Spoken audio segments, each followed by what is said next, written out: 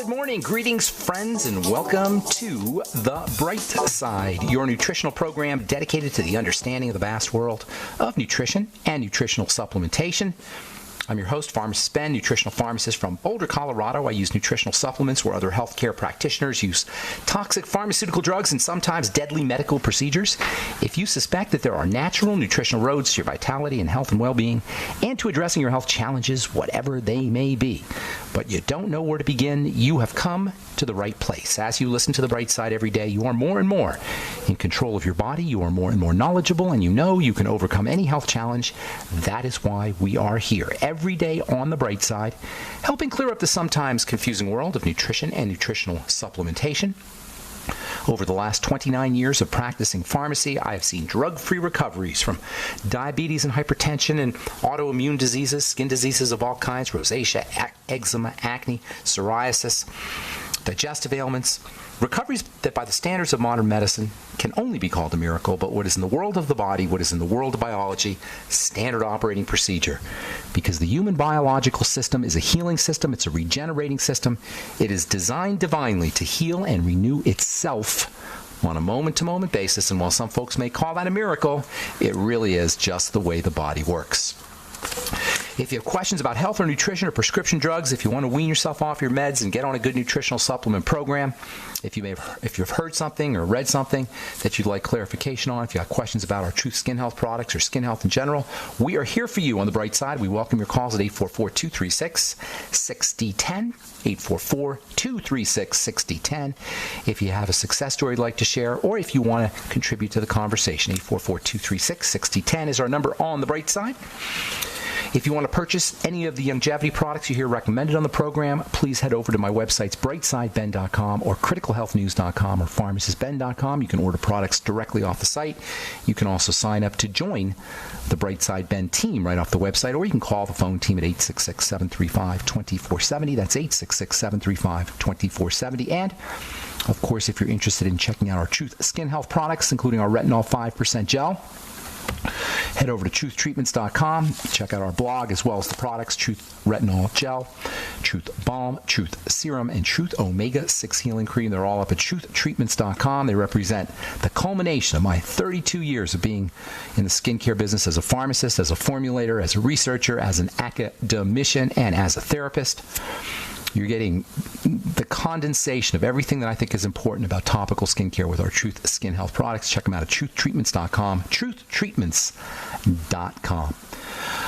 Okay, welcome back to The Bright Side once again. We're talking steroid hormones, fatty hormones, as opposed to peptide hormones. Those are the two major classes of hormones in the body, fatty hormones and watery hormones. Everything in the body is either fatty or watery, or all the chemicals in the body are fatty or watery, or some degree of both.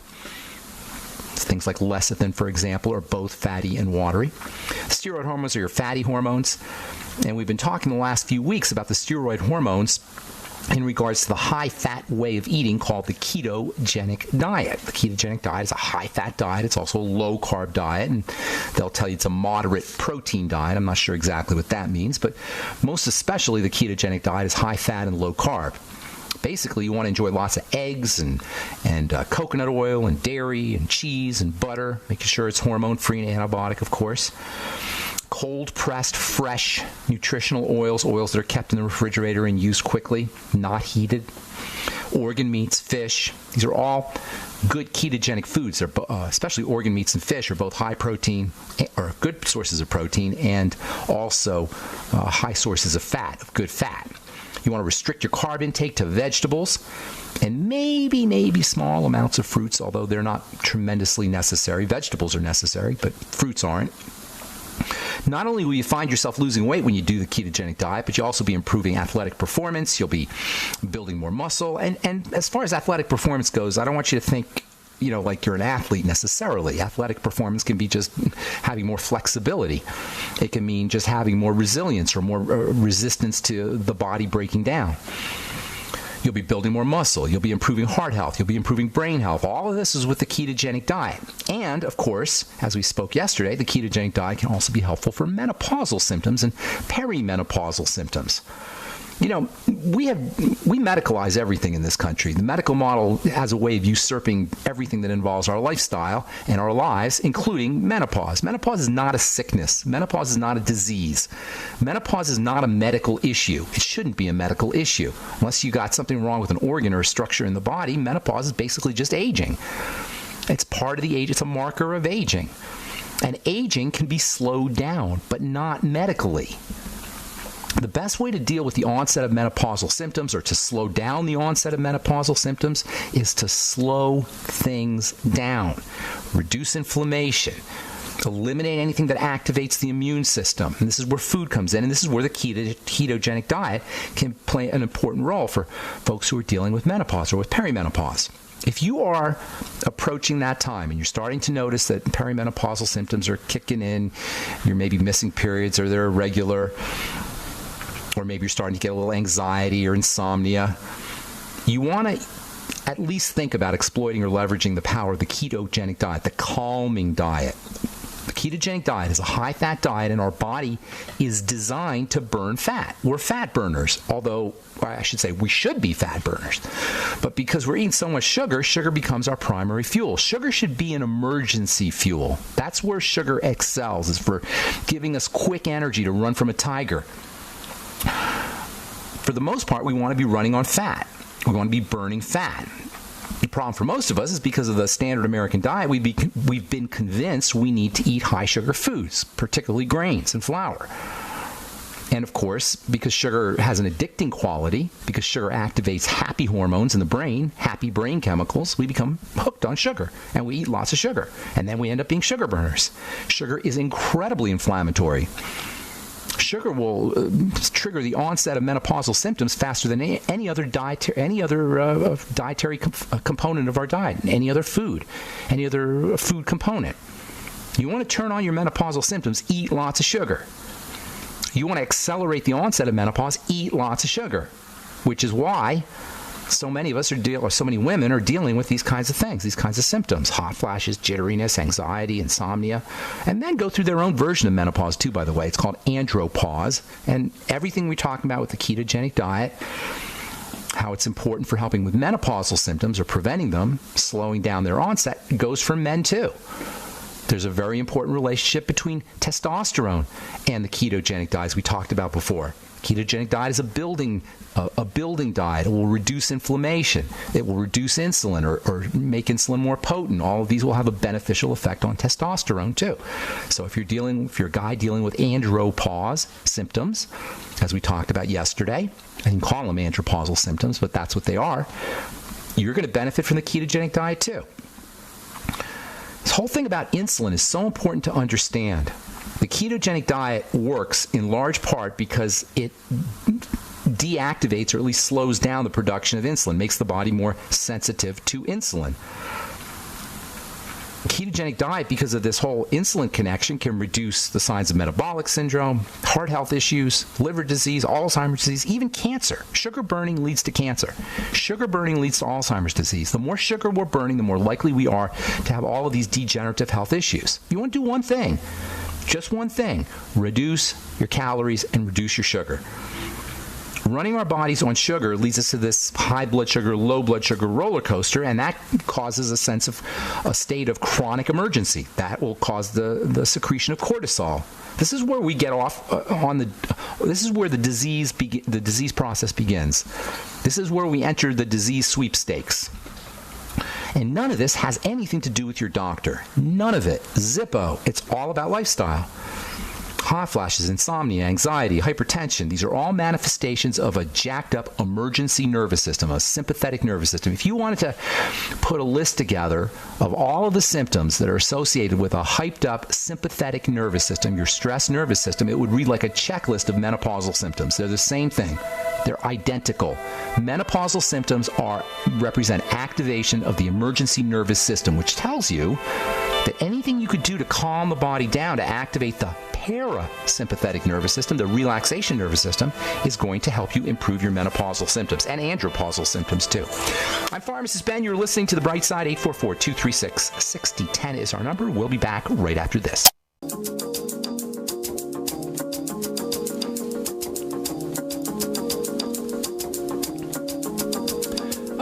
back on the bright side. I'm Pharmacist Ben. Thank you for being here. We're on the air Monday through Friday, 8 to 9 Pacific and 10 to 11 Central Time, 24/7 on our archive pages at brightsideben.com.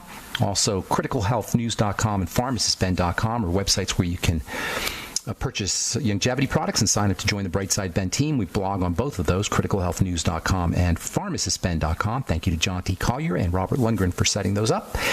And if you want to talk to a real live flesh and blood longevity representative, you can call 866-735-2470, 866-735-2470. They can answer all your questions, and of course you can sign up to join the Brightside Ben team. For a one-time $25 fee, you can help me in my mission to educate the world about how important and powerful a good nutritional supplement program can be. You can also make some money selling longevity products and help spread the word about good nutrition and good nutritional supplementation. Okay, 844-236-6010 is our number. We got lines open for you. We'll get to your calls here in our next segment, 844-236-6010. We're talking about menopause and andropause and the ketogenic diet, and skin health and hormones. And menopause and andropause are signs of aging is the bottom line here. And that means that we have some control.